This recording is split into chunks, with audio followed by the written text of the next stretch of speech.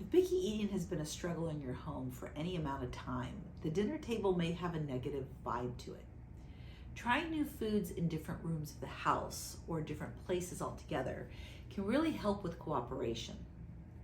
How many of you have struggled to get your daughter to eat a vegetable, but then she goes to a friend's house and the mom tells you, oh, what a great eater she is? Or maybe you're on vacation and you watch your child eat things that they would never come close to eating at home. Now, I'm not suggesting that they eat a bowl of cereal in the laundry room or a pizza on your new nice sofa. What I'm talking about is that first bite. Asking your child to try something, just a bite, in a different room of the house can often take the pressure off the typical pattern of saying no before they even know what it is, especially if they're playing so much that they forget that they are hungry and now that little nibble of apricot looks and kind of tastes good. If you're preparing dinner and something is done, example, you made roasted carrots or possibly a roast, so grab a bite of that and head to your picky eater who might be doing homework, watching TV, playing outside, and say, hey there, just pull the roast out of the oven and it's amazing. Want a bite? You're setting the stage in a positive light here.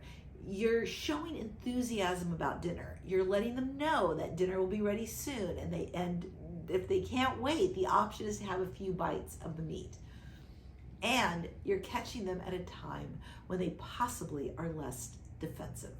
Now, I'm not a fan of appetizers like cheese and crackers. You're essentially throwing a huge barrier caused by abandoning the necessary hunger needed to feel the enticement of more nutrient-dense foods. I'm not opposed to eating cheese and crackers, just not right before dinner.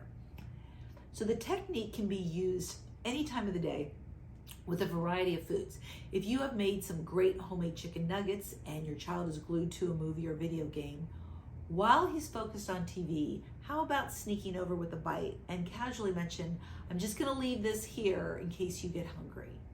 That's so much less intimidating than once he's at the table and now you're making it a requirement. If my autistic son was engrossed with a video, I would take that bowl of pureed vegetable soup and just keep shoveling it in until he was done and barely even notice that he was eating. The point is, once he's learned this food is his friend, he can tolerate it. He might even like it.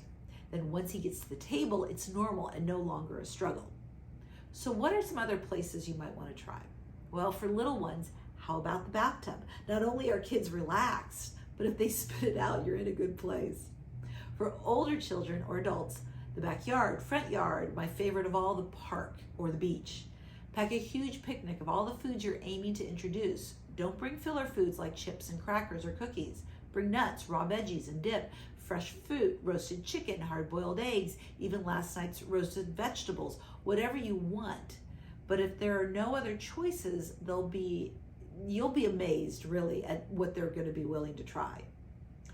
If you're going to be gone for a long day, certainly bring some of their favorites, but don't make it an option initially. Keep it in the car, and once some great nutrition has been consumed, then bring it out. Then you can bring out the chips or other filler foods.